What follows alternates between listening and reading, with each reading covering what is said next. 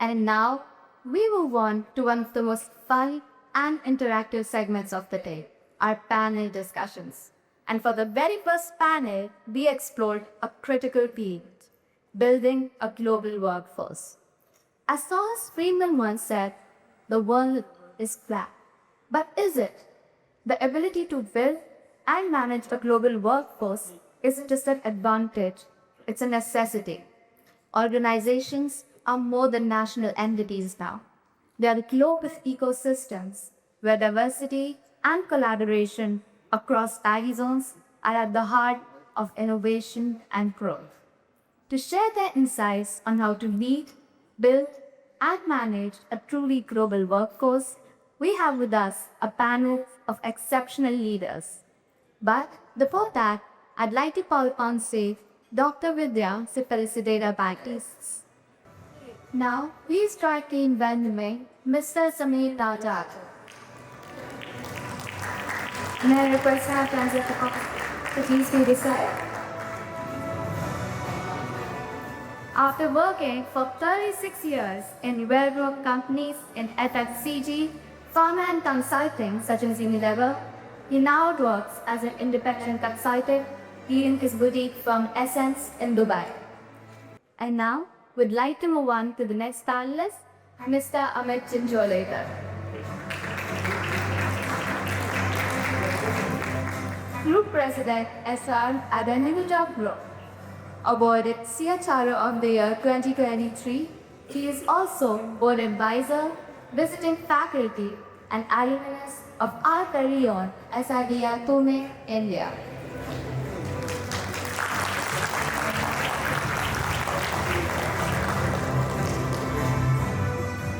It's a good sign to your students still call you amicable after many ups and downs during college time.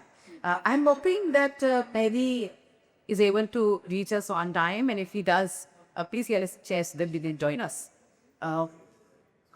Okay, Nasser. I'm going to ask for a few definitions. Teachers love definitions. So I'm going to tell you a couple of words. Please define, explain as best you can, maybe just 10 minutes, so that we're all on the same page. We're talking about building a global workplace. So let's first start with what does global actually be to you and to the organizations that you work for. Let's start with you, Olive. So I think global, I would say maybe three parts. Global is where is it that your customers are. Global is where your suppliers or your operations are. And in that order of priority. Third is global is day-to-day importance. So I'm a great fan of two terms, which is global locals and local locals. Locals, as I said. To me, that's what global means. That is actually my next word. Sami? Global? Global. Broadly, I look at it as a common standard that operates across countries. Yes, across the spectrum of suppliers, customers, and employees, but something that's instituted agent to be understood to be the common standard. Future proof. Vicky Carrick is called future proofing. What is future proofing? Amen? A always comes before S. So you're going to get it the first time. I was just really proud. So I honestly don't know what future proof means. Because I think what we've seen in the last 5 years, where he says that the best airlines, sometimes are, not necessarily planned on. So at the risk of sounding the way I call some future proof is hoping for the best to very purpose. That's the future proof. You know, this discussion is off on a very good start. When we have panelists who are very blunt and open, I don't know what that means, or I don't even know if such a thing exists. God knows what these media and corporate pound guys keep talking about. But in the depths of the HR department, this is what I feel. Who knows? Like, it's a good sign. A lot for us to think about. Sami? Two parts of it. One is, I think, emotional resilience, being able to take change and it being good. Yeah, so something about the personality is something what we heard earlier from Kilnan and Sanin episode 1 in terms of resilience is Saki. Something to the space of capabilities. So one is to be able to say, I can deal with this thing, but I deal with it only if you know how to deal with it. And I think the third part of it to me is always that whenever anything disruptive or unexpected happens, there's an initial phase of reacting to it before you respond and then master. How brief is the reactionary stage is really an indicator of how future-proof you are. But had you said that, there's also truly future-proof. And you can't be, it's not possible. Thank you so much. And then back to you, globally local. What does that mean? Is it the same globally local? Is it the same as global plus local? Yeah, so globally local, I would say, is more about the customers. So your globally local means how is it that you're able to provide a best-in-class product or service because there is a global standard from you're providing it to a local customer or local consumer. I mean, if I can elaborate, if you were to talk of electric vehicles or electric buses, example, right? The development of electric vehicles, electric buses in particular, is literally happening almost at the same time and the same pace everywhere across the world. So which means if you have a consumer or a customer in India or Dubai or wherever, they want that standard, but they want it to be delivered locally because that's where it needs to kind of manifest itself, right? So to me, that's how that's what global means. Of course, I'm sure you have a question around what are local vehicles, but we wait for that concept. So to me, as global vehicles. Sorry. I take a different cut on it. I think what Amit said, I'll take an employee cut on it. From every process in HR, whether leadership development, talent development, we speak to the individual.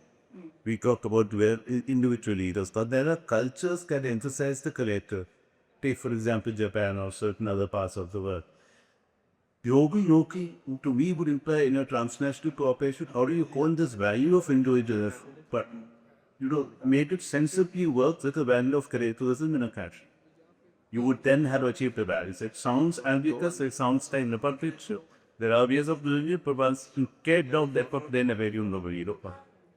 Find a myth that was hard up individualism and collectivism, and we come back to Nagarajan.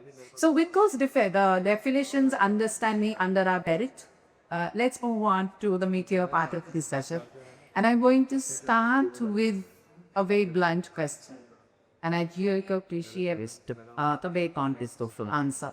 We live in very challenging times. I'm not going to say troubling times, I'm going to say challenging times.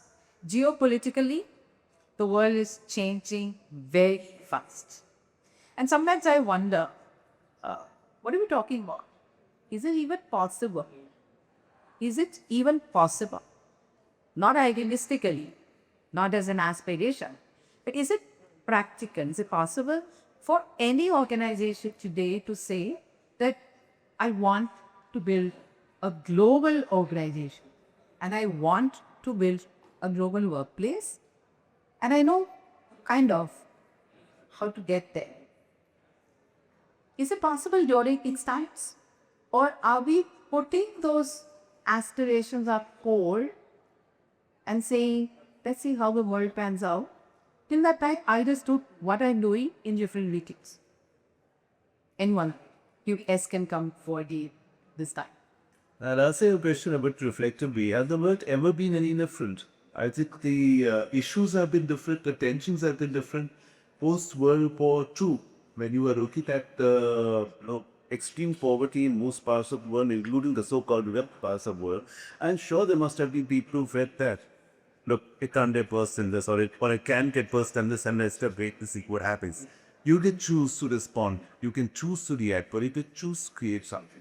I think the choice open to all of us as leaders today is to make that choice. I think the moment you decide for yourself that something is possible and I can figure out a way of doing this, I have the capacity to figure it out, even if I don't have the solution right now, is then you start looking towards an answer. So I do recognize your point about what's happening across the world today, but I think for someone in the 1950s, with their resources and their environment, they might have been much the same as us, is how I look at it. And yes, we see some of the largest companies of the, at least until a decade back or until a decade and a half back, were companies that cut their rules in that period. So I am optimistic, fundamentally I'm optimistic. But somebody tell me, Patti, do you see a large number of organizations very gutsy today? I mean, do you see them facing all of these challenges and the challenges? I read Rifka, history will tell us times have always been bad. Correct? But do you see a lot of organizations saying, I may stand for what is right and this is what I'm committed to? Or do you find a large number of organizations, because of economic compulsions today, the stakes have grown so large. Do you find that kind of on the back foot? Do you see them dryly the agenda? Or do you see them driven? From where I sit, I'm reminded of what Chairman Mao said when he was asked about the Finnish Revolution, which happened 200 years back. And he said, what do you think of it? And he said, it's too early to tell. It's a bit like that. That's it. We look at these from the outside. I personally know for patients who have said, okay, we manage our responses to the outside world. Obviously, we don't want to get inflammatory or we don't want to invite criticism, but we do what we do. And we believe that what we're doing is fundamentally correct and right. So that's what we're going to change. It's a basic value. I think the jury's out. I agree with you, and I think the next couple of years or the 4 to 5 years will show us how far things have changed and in which direction they have changed worldwide. But it needs to be seen. Nice. Right? So I think that's why I would say, man, that there's a difference between organizations and institutions, right? And very often we equate institutions with legacy or their length of service. In my view, institutions are one that are agile and also constantly keep looking at the long term. So what do I mean by that? Imagine you are in a portion, right? I always love talking about examples due to you can identify a little bit, otherwise on the right side, really. Imagine you're in the ocean, right? Now you can either be a freight tanker, which is big, huge. It moves relatively slowly. If it has to turn 10 miles or 10 nautical miles ahead, it needs to start planning now. Yeah? Institutions are typically like that. Organizations are like speedboats. Right? They go fast. They very easily be able to change direction. But the challenge with speed is you can fall. So therefore, you need to have, Janix. However, that's the disappointing. So in my view, organizations that are invested in terms of saying, I need to think of the long term. And by the way, in my view, long term these days is maybe 5 years. Yeah, it reflects even in our personal life, right? Very often these days, people are happy stay in a relationship for 5 years and we celebrate that. Long term, so what is our 5 years? So to my mind, long term is really maybe 2, 3, 5 years now. So people to invest in looking in what that future may look like. So that's part number one. I think the second is there have always been challenges. You made that point. There have always been challenges. There are some challenges that are always outside of your control. Now, certain airstations in the really use part of the voltage shutdown, right? What does it mean? You have to take a detour. You just have to plan for it better. So very often, life is not about caring about the cars that you've done, but it's about dealing with what you get. So it's that reaction to that is what, in my view, differentiates organizations from institutions. There is still pressure in a quarter to show results. Investors are relentless, but institutions are ones that kind of understand what's the view in the long term and kind of go along that path. So that's a slightly global answer to a specifically global question, I'd say. I think very important points. I love the the ocean and the freighter as well as the skateboard. Let's come back to the concept of a global work, ways of global workforce. How do you see this? What is it? Can you give our youngsters as well as who've come from the industry some takeaways in terms of look for ABCD, and it looks like organizational funding towards this. Look for a lack of AEC and an EJ going in the right direction.